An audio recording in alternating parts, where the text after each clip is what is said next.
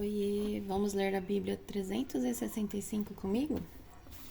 Hoje vamos continuar no dia 1º de fevereiro, no dia 32, lá em Êxodo, capítulo 13, versículo 17, até o capítulo 15, versículo 18. Quando por fim o faraó chegou, deixou o povo sair, Deus não os conduziu pela estrada principal que corta o território dos filisteus. Embora fosse o caminho mais curto, Deus disse: se eles tiverem de enfrentar uma batalha, pode ser que mudem de ideia e voltem ao Egito. Por isso, Deus fez o povo dar a volta pelo deserto, rumo ao Mar Vermelho. Assim, os israelitas saíram do Egito como um exército preparado para marchar. Moisés levou consigo os ossos de José, pois José havia feito os filhos de Israel jurarem, dizendo: Deus certamente virá ajudá-los. Quando isso acontecer, levem meus ossos daqui com vocês. O povo saiu de Sucote e acampou em Etã, à beira do deserto. O Senhor ia diante deles durante o dia, guiava-os com uma coluna de nuvem e durante a noite fornecia luz com uma coluna de fogo. Isso permitia que o caminhassem de dia e de noite. E a coluna de nuvem não se afastava do povo durante o dia, nem a coluna de fogo durante a noite. O Senhor disse a Moisés: ordene aos israelitas que deem a volta e acampem em Pi-Hairote, em Migdol e o mar. Acampem ali, à beira do mar, em frente a Baal-Zefon. O faraó pensará: os israelitas estão vagando perdidos, prisioneiros do deserto. Mais uma vez, endurecei o coração do faraó e ele os perseguirá. Planejei tudo isso para mostrar minha glória por meio do faraó e de todo o seu exército. Então os egípcios saberão que eu sou o Senhor.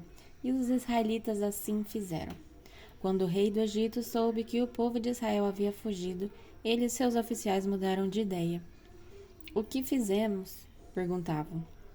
Como pudemos deixar todos os escravos israelitas escaparem? Então o faraó mandou se preparar sua carruagem e convocou suas tropas. Levou consigo 600 dos melhores carros de guerra, além das demais carruagens de batalha do Egito, cada uma com seu comandante. O Senhor endureceu o coração do faraó, rei do Egito, para que ele perseguisse os israelitas, que haviam partido triunfantemente. Os egípcios os perseguiam com todas as forças do exército do faraó, todos os seus cavalos e carros de guerra, cavaleiros e tropas, e os alcançaram no acampamento de Pi-Hairote, à beira do mar, em frente a Baal-Zefon. Quando o faraó se aproximava, os israelitas levantaram os olhos e viram os egípcios marchando contra eles. Em pânico, clamaram ao Senhor e disseram a Moisés: por que você nos trouxe ao deserto para morrer? Não havia sepulturas no Egito? O que você fez conosco? Por que nos forçou a sair do Egito? Quando ainda estava no Egito, não lhe avisamos que isso aconteceria? Dissemos: deixe-nos em paz, continuaremos a servir aos egípcios. Afinal, é melhor ser escravo no Egito que ser um cadáver no deserto. Moisés, porém, disse: não tenham medo, apenas permaneçam firmes e vejam como o Senhor os resgatará nesse dia. Vocês nunca mais verão os egípcios que estão vendo hoje. O próprio Senhor lutará por vocês. Fiquem calmos. Então o Senhor disse a Moisés: por que você está clamando a mim? Diga ao povo que marchem. Tome sua vara e estenda a mão sobre o mar. Divida as águas para que os israelitas atravessem pelo meio do mar em terra seca. Endurecerei o coração dos egípcios e eles virão atrás de vocês. Mostrarei minha glória por meio do faraó e de suas tropas, seus carros de guerra e seus cavaleiros. Quando minha glória se manifestar por meio do faraó e de seus carros de guerra e seus cavaleiros, todo o Egito a verá e saberá que eu sou o Senhor.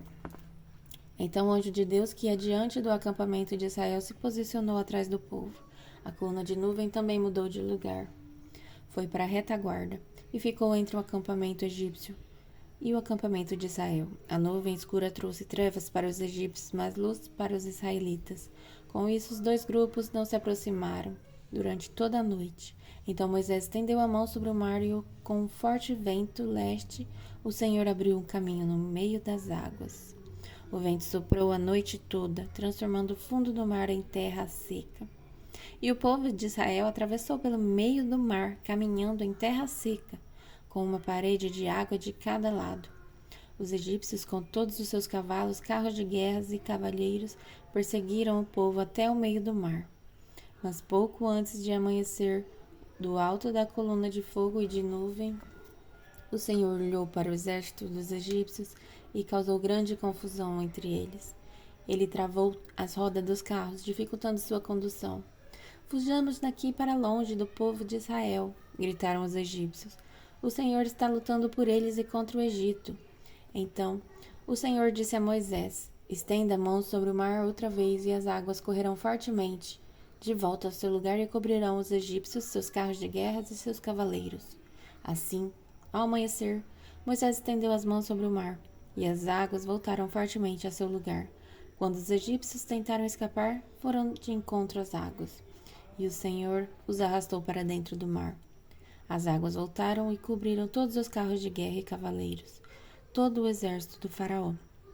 Nenhum dos egípcios que havia perseguido os israelitas até o meio do mar sobreviveu. O povo de Israel, por sua vez, atravessou pelo meio do mar em terra seca, enquanto as águas formavam uma parede de cada lado. Foi assim que o Senhor libertou Israel das mãos dos egípcios naquele dia.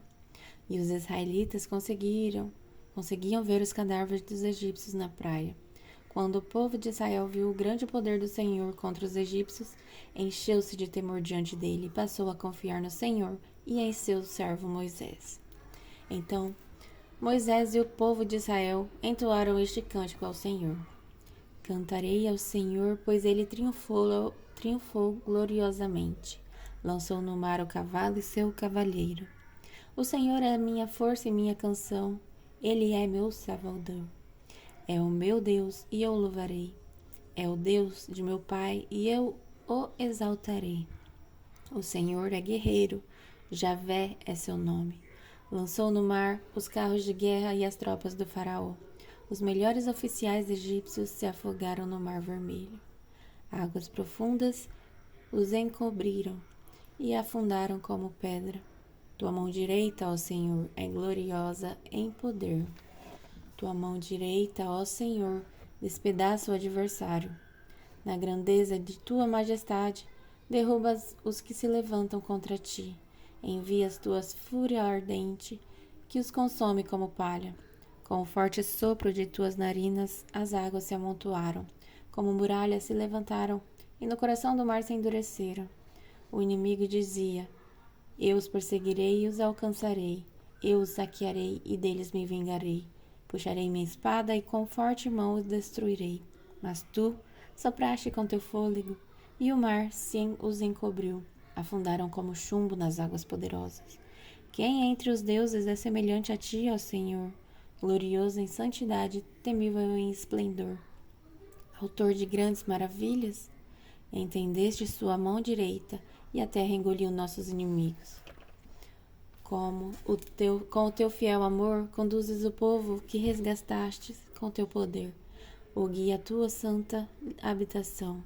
Os povos ouvem e estremecem, a angústia se apodera dos que vivem na Filístia. Aterrorizam-se os líderes de Edom, estremecem os nobres de Moabe, desfalecem os habitantes de Canaã. Espanto e terror caem sobre eles. O poder do teu braço os deixa paralisados, como pedra, até teu povo passar, ó Senhor. Até passar o povo que compraste. Tu os trarás e os plantarás em teu próprio monte, no lugar reservado, ó Senhor, para a tua habitação, o santuário, ó soberano, que tuas mãos estabeleceram. O Senhor reinará para todo o sempre. Agora vamos continuar em Mateus, capítulo 21, versículo 23 ao 46. Quando Jesus voltou ao templo e começou a ensinar, os principais sacerdotes e líderes do povo vieram até ele e perguntaram: Com que autoridade você faz essas coisas? Quem lhe deu esse direito? Jesus respondeu: Eu lhes direi com que autoridade faço essas coisas se vocês responderem a uma pergunta. A autoridade de João para batizar vinha do céu ou era apenas humana? Eles discutiram a questão entre si. Se dissermos que vinha do céu, ele perguntará por que não cremos em João. Mas se dissermos que era apenas humana, seremos atacados pela multidão, pois todos pensam que João era profeta. Por fim, responderam a Jesus: Não sabemos. E Jesus replicou: Então eu também não direi com que autoridade faço essas coisas. O que acham disto? Um homem que tinha 2 filhos disse ao mais velho: Filho, vá trabalhar no vinhedo hoje. O filho respondeu: Não vou. Mas depois mudou de ideia e foi. Então o pai disse ao outro filho: Vá você. E ele respondeu: Sim, senhor, eu vou, mas não foi. Qual dos dois obedeceu ao pai?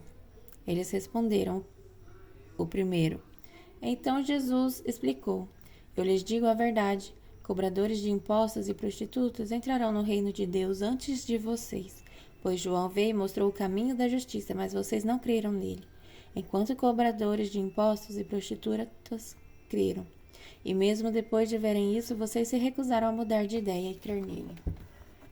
Agora ouçam outra parábola. O dono de uma propriedade plantou um vinhedo, construiu uma cerca ao redor, um tanque de pressar e uma torre para o guarda. Depois, arrendou o vinhedo a alguns lavradores e partiu para um lugar distante. No tempo da colheita da uva, enviou seus servos a fim de receber sua parte da colheita. Os lavradores agarraram os servos, espancaram um deles, mataram outro e apedrejaram o terceiro. Então o dono da propriedade enviou um grupo maior de servos para receber a parte dele. Mas o resultado foi o mesmo. Por fim, o dono enviou seu filho, pois pensou: certamente respeitarão meu filho. No entanto, quando os lavradores viram o filho, disseram uns aos outros: Aí vem o herdeiro da propriedade. Vamos matá-lo e tomar posse desta terra. Então o agarraram, o arrastaram para fora do vinhedo e o mataram. Quando o dono da terra voltar, o que vocês acham que ele fará com aqueles lavradores? Perguntou Jesus. Os líderes religiosos responderam: Ele os matará cruelmente e arrendará vinhedo para outros, que lhe darão sua parte depois de cada colheita. Então Jesus disse: Vocês nunca leram nas Escrituras? A pedra que os construtores rejeitaram se tornou a pedra angular. Isso é obra do Senhor e é maravilhosa de ver? Eu lhes digo que o reino de Deus lhe será tirado e entregue a um povo que produzirá os devidos frutos. Quem tropeçar nesta pedra será despedaçado, e aquele sobre quem ela cair será reduzido a pó. Quando os principais sacerdotes e fariseus ouviram essa parábola, perceberam que eles eram os lavradores maus a quem Jesus se referia. Queriam prendê-lo, mas tinham medo das multidões, pois elas o consideravam um profeta. Agora em Salmos, capítulo 26, versículo de 1 a 12. Declara-me inocente, Senhor, pois tenho vivido com integridade. Tenho confiado no Senhor sem vacilar. Põe-me à prova, Senhor, e examina-me. Investiga meu coração e minha mente, pois estou sempre consciente do teu amor e tenho vivido de acordo com a tua palavra, tua verdade. Não passo tempo com mentirosos, nem ando com hipócritas. Detesto as reuniões dos que praticam o mal e não me associo aos perversos. Lavo as mãos para declarar minha inocência. Venho ao teu altar, ó Senhor, para entoar um cântico de gratidão e anunciar todas as tuas maravilhas. Amo o teu santuário, Senhor, o lugar onde habita a tua presença gloriosa. Não permitas que eu tenha destino dos pecadores. Não me condenes junto com os assassinos. Eles têm as mãos sujas de tramas perversas e vivem a aceitar subornos. Eu, porém, vivo com integridade. Resgata-me e tem misericórdia de mim. Agora estou em solo firme e louvarei o Senhor no meio do povo. E agora vamos para Provérbios, capítulo 6, versículo de 16 a 19. Há 6 coisas que o Senhor odeia, ou melhor, 7 coisas que ele considera detestáveis: olhos arrogantes, língua mentirosa, mãos que matam o inocente, coração que trama a maldade, pés que se apressam em fazer o mal, testemunha falsa que diz mentiras, e aquele que semeia desentendimento entre irmãos. Até o dia 33.